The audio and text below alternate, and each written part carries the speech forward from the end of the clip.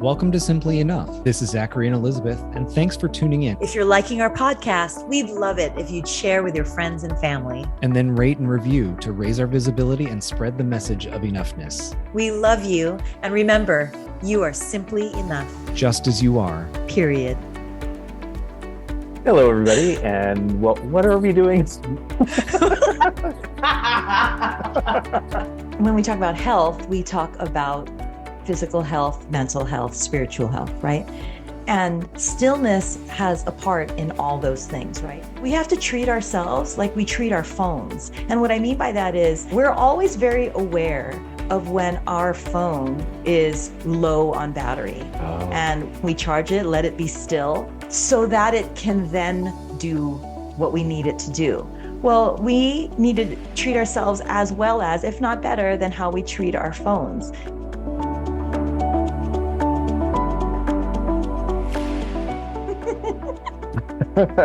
Hello, everybody, and welcome to Simply Enough. I'm Mr. Zachary Leonard. And I'm Dr. Elizabeth Ignacio. Oh, y'all, we definitely have the giggles in our pregame locker room talk. We've got a list of ideas that we've thrown out there, and they're all super juicy, and we were just feeling like we needed something different than what we had. And so Elizabeth threw out this topic, and immediately I was like, let's do it. I'm ready to talk about it. So here we go. I'm going to kick us off. I was talking with a friend of mine about our holiday trip, and in December, between Christmas and New Year's, or whenever that falls, we tend to go to Steamboat Springs, Colorado. And Steamboat Springs is a special place. It's a ski town, as you can imagine. And in the winter, really, if you're not tubing or skiing or snowmobiling, there's not a lot to do. Like it tends to be a lot more outdoor sport, snow sport related. So anyway, I was talking to a friend of mine, and a friend of mine was like, well, what did you do then if you didn't ski? So I was talking a little bit about what we did. And then I had a conversation with somebody else after, and I got the same question. Well, what did you do? What did you do? What did you do? And I finally got to the point where I was like, why did we have to do anything? And I could feel like my blood start to kind of like bubble up, right? Because truthfully, most of the trip was like we would get up kind of late, go to the gym, and then go back to our unit and hang out, right? And so finally, in one conversation, I said, that was really all we did. And the response was fascinating. The friend that I was talking to said, well, then why did you go? Why couldn't you just do that at home? And I was like, are you, I mean, I get it. It's right here. I'm getting, like, you can see, I'm getting a little worked up, but I kept finding myself coming back to, like, why does there have to be an agenda? Why does there have to be a to-do list? Or why do I have to, not have to, but this pressure to come back and say, oh, we did this and we did this and we did this and we did this and we did this. Now, I will also counter that by saying, I have cousins that live near Denver, and we have become close with them and have gotten to see them more. And they're fantastic people. Like, we share a love of whiskey, and we like to be active and do things. But my cousin needed knee surgery. And so there's not a whole lot he can do. And so it's actually better for him to be as immobile as possible, or to have limited movement. So when we were planning our trip to go to Colorado, both my cousins, but my cousin's wife said, well, there's not a whole lot we can do, but just sit around and kind of be with each other. And she was apologizing for it. And I said, we don't need anything more than that. Like, that's really all we're hoping for, right? Is to just have time with you. And then when reflecting on, I get this conversation about our vacation and what did you do and what did you do? I found myself coming back to that conversation with my cousin's wife, where I was like, we don't need anything. And yet there's still, and internally, I have this sense of like, okay, we're in Colorado. What are we going to do on Monday? And what are we going to do on Tuesday? And this plan, or this pressure that there's always got to be something. There's got to be a goal. There's got to be a to-do list. You've got to fill it so that when you come back, you can impress people or impress yourself with all the things you did. And it's not just vacation, you know what I mean? Like it's potentially the new year or et cetera. So I'm going to stop talking for a minute and let you chime in. But I found myself uh, reacting and wanting to push back at this belief that like just because we are in someplace different, we had to have this this list of all the things that we did to substantiate that the trip was worth it, instead of just being on the trip being worth it in and of itself. I'm first of all, the talk about weight loss in the new year. There's just like a weight that was just lifted in my mentioning to you in our like pregame locker room talk of just saying, I know that I'm like Miss Positivity and Mindset and Wellbeing Coach, but sometimes, can we just not fix things, and can we just not have to make things better sometimes, at least just for a moment. And it was just such a weight lifted when we talk about weight loss in the New Year's. It was a weight lifted to just allow ourselves, you know what? We don't always have to be doing, we don't always have to be fixing, we don't always have to be improving. Sometimes can't we just be?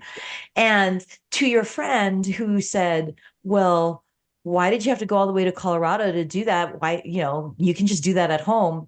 Really, though, can we? How many people have had the intention, myself included, of having a quote staycation? And at least we don't have to go into work, but boy, we can get a lot of stuff done at home. And guess what? That's still a to-do list or a task-based thing. So sometimes we do have to get away and go on a vacation to do nothing, because we're fooling ourselves if we think that we are going to do that at home, as opposed to filling our calendar with things to do it, and the environment happens to be at home. So sometimes, we do have to go away on vacation. When I visit my daughter on she's all the way on the East Coast, and she's a very focused student. So a lot of the times when I go, she's in the middle of midterms or finals.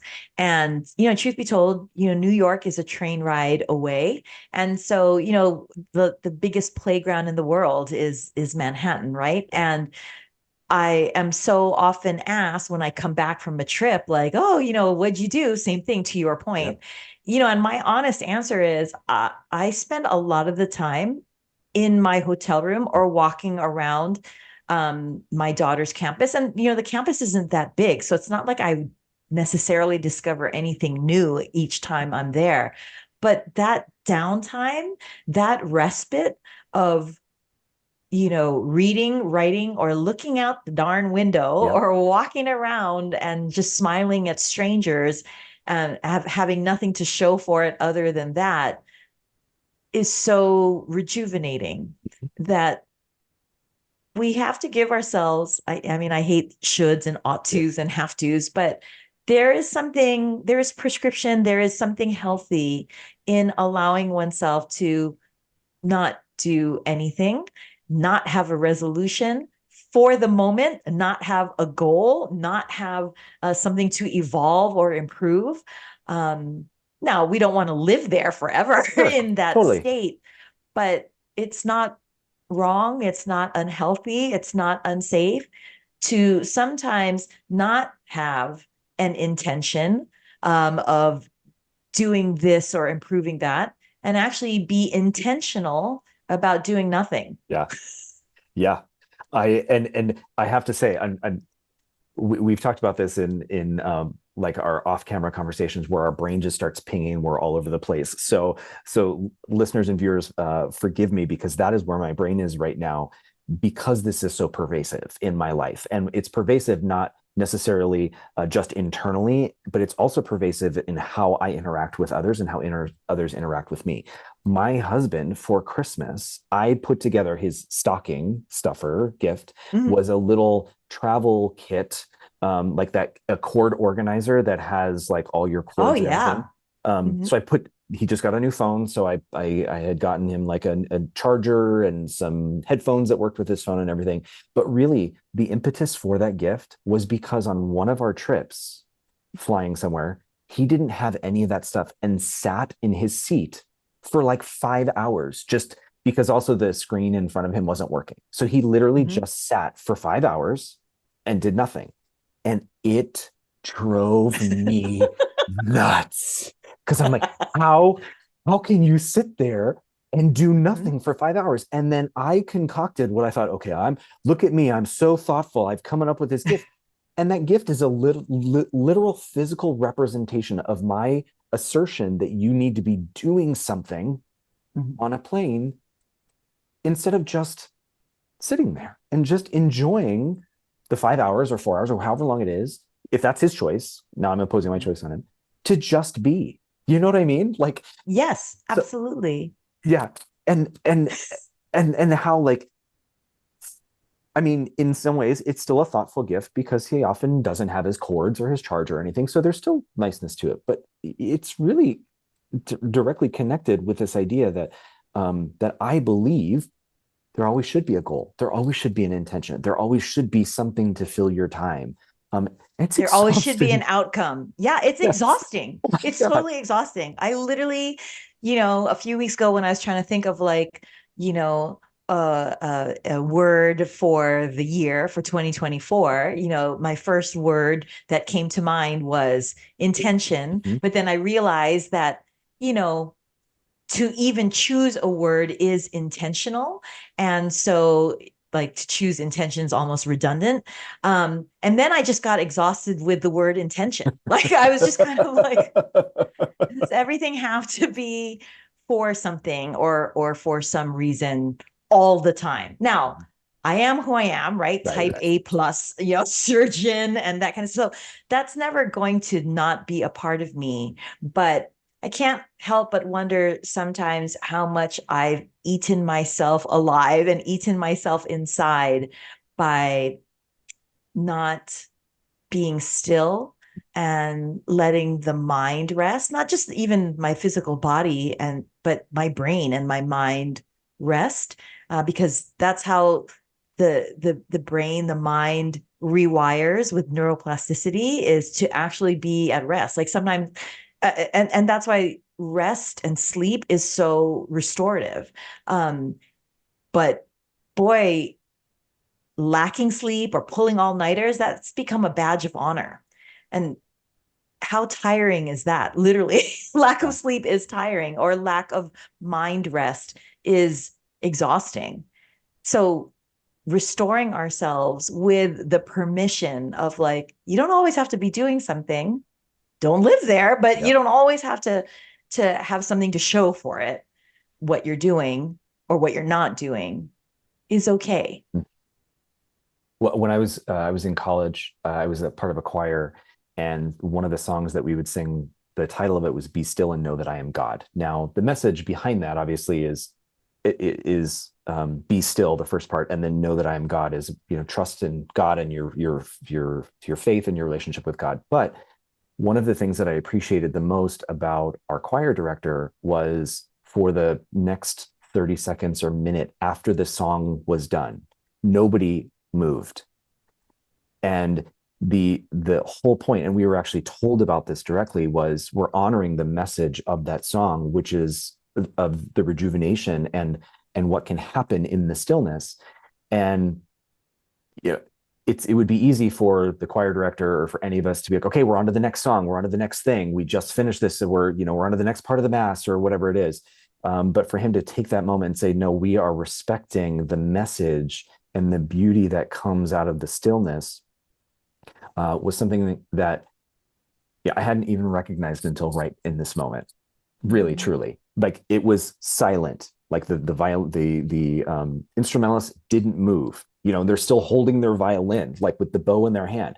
We all literally just put our shoulders down and just stayed there for 35, 40 seconds, a minute. And it's exactly what you're talking about. And I hadn't connected that until now.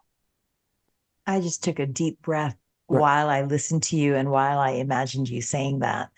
I am thinking of a patient and who's a dear friend of mine, who is an amazing athlete, but due to injury and recovery right now, and the pace of recovery, it's really weighing heavy on my patient's heart, and this patient being my friend also weighs heavy on my heart. But ironically, there is also something to be said about the healing process does require stillness. And so one thing I did talk about with this patient friend of mine is just there's literally anatomically, physiologically, neuromuscular pathways to kind of wake up your muscles, and we want the muscles to relearn how to be used most efficiently, especially if there has been a learning of an inefficient way or a way of injury for those neuromuscular pathways to work. They almost have to be kind of rebooted. Get rid of that virus in your software. So you have to be rebooted, and sometimes rebooted is just literally shutting down. And conceptually, my friend got it, but conceptually also, though, my friend said, but the way that I release all of the chatter in my mind and all of the stress in my mind, because of course I brought up meditation. My friend said, I do meditate, but I meditate differently. And I said, I get it that it's your running, and your running is your release. And that's super important. And so you're missing the running because that is your release, and release is important, but let's not kid ourselves. That's not the same as the stillness of meditation. And I'm not saying this is a blame, shame, scold, but I think it's empowering to know that there is a difference. Yes, it is very important to release and vent all of that stress, energy, all that's jumbled in our minds. And that I get is through, my friend's running. And so my friend missing that calls that, her form of meditation. But truly being still is really how the mind can reboot. And, I clarified too for her, I'm not saying this is like in your mind, mental health issue. I literally mean anatomically for the brain and its neuroplasticity to reboot like a computer, and for the software to be rebooted, it needs that control alternate delete. It needs to be shut down and be still, because it's not about even the releasing of stress is a doing. It is neuromuscularly, you are physically doing something. And yes, it's important to release that stress, but that's not stillness. And that's still doing something. Does that make sense? I know that it totally does. As you were talking, I just was internally smiling, because I think your perspective, from a medical perspective, and then also your gifts as a life coach, bring these two together to substantiate what we talk about in both respects. And so for somebody like myself, we've talked about you can give yourself permission to, right? You can give yourself permission to be still. Part of me, yes, I accept that. Okay, yes, sure, I get it. But then to know that physiologically, physically, neurologically, cerebrally, there are anatomical justifications for it. Just that little bit of quote unquote quantitative data or quantitative reasoning does help convince me, right, to get past that, like, oh yeah, I get it, into the place of like, oh, not only do I get it, but I recognize that I need it. You understand what I mean? And you offer that perspective so often in this podcast that I was just like, thank God, because otherwise this could become an episode where we're just like, be still, everybody, find time to be. And yeah, that's a good message, but I think grounding it from a place of like, your body actually needs it too. And not your all brain. The time. Yes. And your brain. Yes. Not all the time. And we're not saying like, you should meditate every day for an hour and then get rid of running. We're not saying that at all, but there's benefit to it. And you are throwing out the benefits. Just helps. It helps people like me not only understand, but then appreciate and then give permission to. Yeah. And it's not an either or. So, right. and that's what, it's not forgo physical release of stress and just be this meditation guru. It's introduce a little bit of meditation in your life. And yes, right now running is not allowed, but that's not the only way to release energy physically. There's swimming. Now I get it. Like many runners are not swimmers and swimmers are not runners, but I'm just saying, like, if we recognize a previous episode, we talked about priorities and values. If the priority is to move and release, okay, running might be ideal, but if running is off the table right now, then choose a lesser ideal for the high priority and value of physical release, right? So there's all of these ways to look and reframe, physical health, mental health, and now I'm going to mention spiritual health because of your Yep. beautiful story of "Be still and know that I'm God," which, by the way, is one of my favorite scriptures. When we talk about health, we talk about physical health, mental health, spiritual health, right? And stillness has a part in all those things, right? So when we are injured, we often need to be still in order to heal. So as an orthopedic surgeon, when there's a broken bone, we put you in a cast that's immobilizing. It's not the cast itself that's healing, but it's the stillness that allows for the musculoskeletal healing, right? So there's stillness in that immobilization there physically. And then mentally, we just talked about from a neuroplasticity standpoint that that stillness of the mind allows for that rebooting and that rewiring for brain health and for mental health. And then when we talk spiritually, there's a lot of chatter that we can do when we pray. And sometimes when we pray, it's our laundry list or our Santa Claus wish list to God, or our prayers of lament of how or where we need help. But that's still talking, as opposed to stillness spiritually is receiving. And that's how we can hear, perhaps not audibly, but that's how we are aligned, and we hear that still small voice from a spiritual standpoint that in and of itself is also healing. So it's not always a to-do list. Sometimes what needs to be done is to do nothing and to purely be still. When we were in Colorado, we got up there on the 23rd, and they had anticipated like 1 to 3 inches of snow. Well, when we got there and checked in to where we were staying, the person at the front desk mentioned, "Oh no, I heard it's going to be like 11 inches of snow." Okay, it ended up being like 16 or 17 inches of snow. Now, to exactly what you're saying, there was a point at which the snow was falling, and looking out the window of our unit, we could see these beautiful trees, and there's this like performing arts center that is kind of around the corner, and they have these lovely like holiday lights that are embedded in the trees and everything. So it's just kind of your quintessential mountain view, right?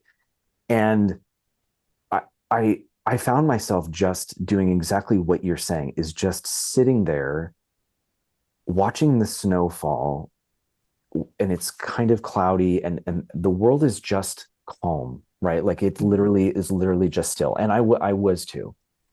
And in those moments, was surprised at how, like, yes, there were the thoughts of like, oh, I should really be getting dinner ready, or I should be unpacking, or I should, and like naturally those were just kind of going away, because I just kind of kept coming back to just how peaceful all of this was. And in those moments also found those little moments of like, I enjoy this. This is beneficial for me. Like almost myself kind of chiming into myself, talking to myself, saying like, this doesn't happen often for you, and yet it's incredibly restorative. So being open to that, I have a real example of that, those voices coming in, not the laundry list voices, the Santa Claus voices, but the other voices that are then the opposing narrative that's like, no, this is healthy for you, or this is helpful for you. And then also just the calm of like, no thoughts too, right, as well. Yes. So, and thank you for saying that, because that's part that I wanted to say relative to meditation. And my friend who was like, well, I meditate, by releasing. And I'm like, well, that's still doing, because meditation is truly being still. What I want to say specifically about meditation being still, that's all it is just let your mind be still. It's not that you have to get into a certain position and then put your fingers and say this om. Now, for some people that helps still their mind by their mantra of om and sitting in one place. But really, it's 10 minutes of being still. And of course, because of how we've been conditioned, our mind will do that. And our mind will judge, oh, I'm a bad meditator and I suck at meditating, all this kind of stuff. And my mind is going to my laundry list and my mind is going to a to-do list. Okay, just recognize that that's what the brain, that's what the mind does, and just observe and say, oh, there's my mind doing that again. Come back here and be still. No shame, no blame, but that's how one trains stillness. We have become so beyond trained, it's already ingrained to be doing. We have to retrain being still. We have to treat ourselves like we treat our phones. And what I mean by that is to your point of the charger pack, we're always very aware of when our phone is low on battery and we charge it and you put it down, we charge it, let it be still so that it can then do what we need it to do. Well, we need to treat ourselves as well as, if not better than how we treat our phones. There's a point where we, hit a wall and just recognize we need to recharge. And in order to recharge, we need to plug in with what is aligned with us, plug into the stillness of nature, of the universe, of God, be still to get recharged. And then at that point, enough already. Now I am going to go because I don't need to be plugged in, and doing nothing all the time. Nothing has to be all the time, right? There's a time for recharging our phone. There's a time for recharging ourselves. And then with that, now we can do what we need to do. I think it's an excellent way to capture this, because if you also think about to your point about it's not all or nothing, and it's not we're not imposing something that requires a lot of time or even a lot of thinking or a lot of space in your world. Because when you think about the amount of time it takes to charge your phone versus the amount of time you're on your phone, it's a fraction of it, right? It's a fraction. So what is so helpful about what you have brought up and what we have talked about so far is that it just gives breath into a way that we have been trained, the way that I have been trained, and gives just another way to think about how we think about doing and being, and then also the ways in which we interact with others, so as to allow them their time to be and to recharge without imposing our own. And I say that as an educator, and we're often with kids. Why did you do that? What were you thinking? Like, tell me about this, as opposed to, I'll just doodling all over a page. There doesn't need to be a justification for that. That could just be something that they were doing. Now they're actually doing something, but it could be we could misapply our own intentions by asking them, why did they do it? As opposed to that was just something that they were doing for themselves in that moment. So I thank you, that metaphor, and then also grounding it neurologically, it has just helped me find a newer appreciation, and also giving myself permission to value that time and that necessity in my own life. Okay, everybody. We can recharge, everybody. Let's all recharge. We're so many of us identify with Nike's "just do it," and it means so much action, right? Just do it, and do some sort of action. Well, recharging, just do that too. Yeah. Okay, and remember, you are not just simply enough. You are more than enough. Just as you are. Period. Mwah. Mwah.